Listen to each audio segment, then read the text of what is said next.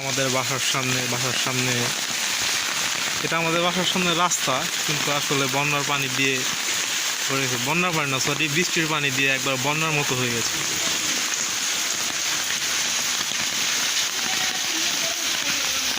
তো আমাদের এলাকার অবস্থা খুব করণীয়। গাছের ডালপালা ভেঙে পড়ছে রাস্তার উপর দিয়ে।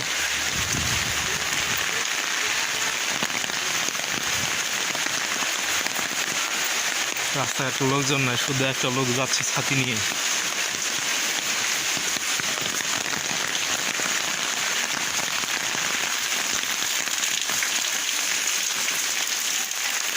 আজকে ফজরের পর থেকে শুধু বৃষ্টি নামতেছে আর বাতাস।